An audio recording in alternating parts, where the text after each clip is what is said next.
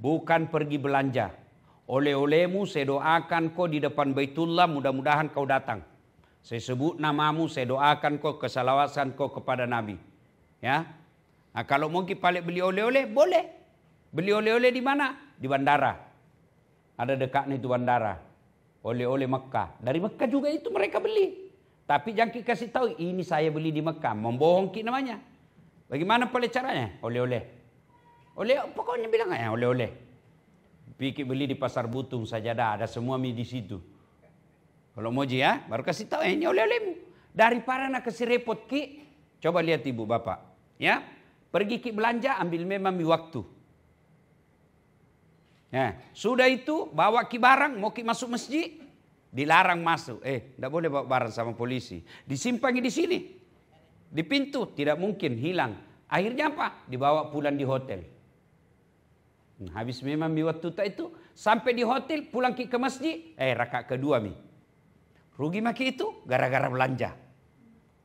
Maka tidak dilarang belanja, tapi jangan sampai gara-gara belanja ibadah tak terganggu. Inilah semua gara-gara niat. Kalau lurus niat, insya Allah. Ibu bapak, kalau saya laki-laki, berapa hari ke ini? 12 hari, 5 baju cukup mi. Saya umumnya kalau pergi berangkat 3 atau 4 baju saya bawa. 2 sarung cukup. Kotor, laundry. Nanda akan kotor itu baju di sana. Nanda pergi mengopi. Nanda pergi futsal. Masjid hotel. Nanda kotor itu. Nah, kalaupun kotor, pakai, selesai, ganti satu, bawa di laundry. Nanti ada namanya mutawif. Itu yang kita minta tolong, laundrykan bajuku. Daripada kita cuci lagi di tempat, di hotel, satu kita ganggu orang yang mau mandi. 2 habis waktu. Lebih baik ambil pakaian kak, kasih, suruh mutawif tak, tolong laundrykan saya ini. Dengan catatan, kalau kita suruh orang, ya kasih Tommy ringi sedikit, sedekah. Karena mereka itu di sana pergi cari nafkah juga. Nah, kita kasih. Jantung kita lalu pelit. Tapi seingat saya jamaah-jamaah orang Sulawesi Selatan itu rata-rata dermawan. Ya. Nah, ibu bapak, saudara-saudara sekalian ya, ini yang perlu luruskan niat.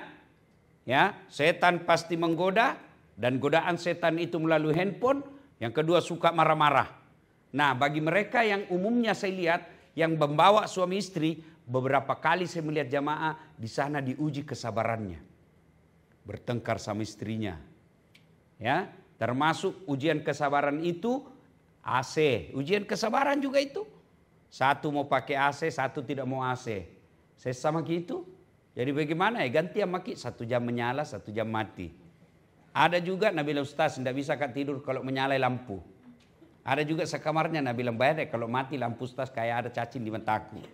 Aku atur mungkin saja 1 jam menyala, 1 jam hidup ya. Ya, itu Bapak Ibu saudara-saudara sekalian. Itu semua ujian kesabaran.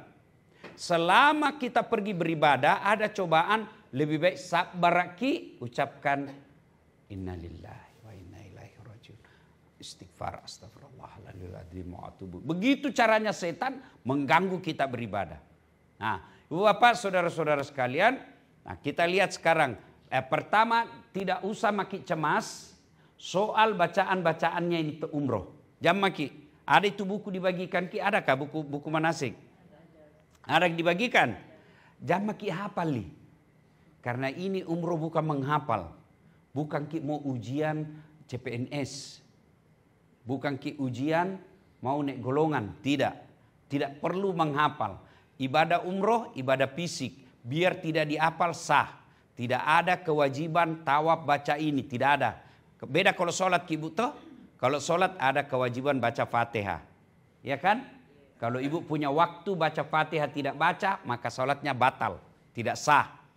Nah, beda umroh, biar tidak ada dibaca. Biar diam jeki. Tawaf ki, diam ki saja. Lihat Ka'bah.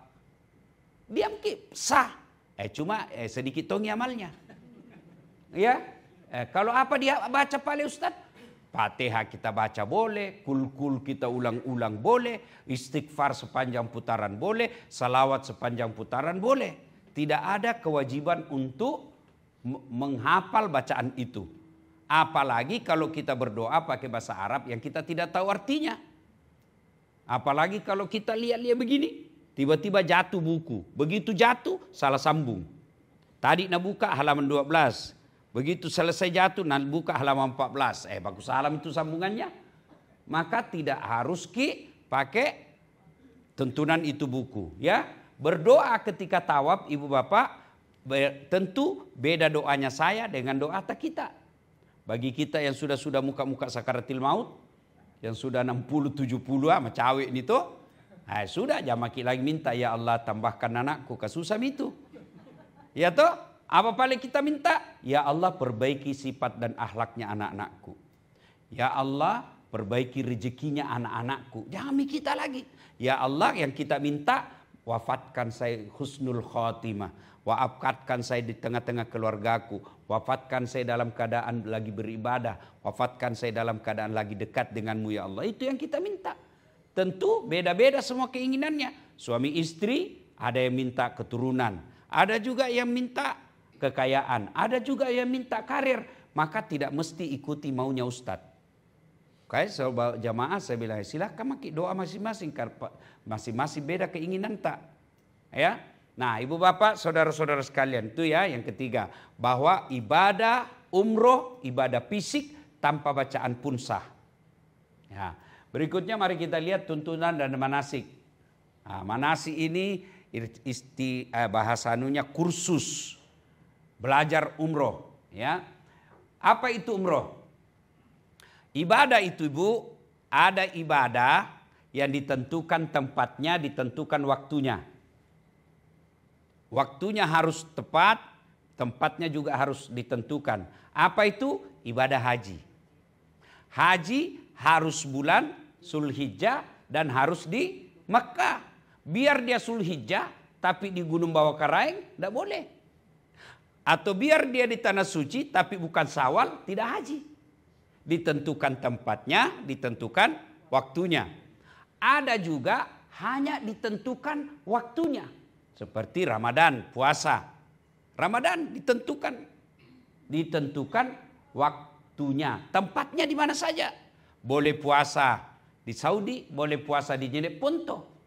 Tapi bulannya bulan Ramadan. Tidak boleh bulan Ramadan di Rabiul Awal. Ya.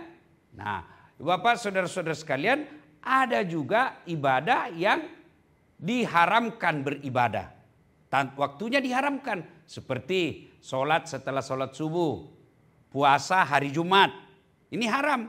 Kecuali Bapak puasa kemarin dan puasa juga besok. Ya, itu boleh. Kalau hari Jumat saja berdiri sendiri hari Jumat tidak boleh, haram hukumnya. Kecuali kemarin puasa Kamis boleh puasa hari Jumat. Atau tidak puasa hari Kamis, puasa hari Jumat tapi harus puasa besok.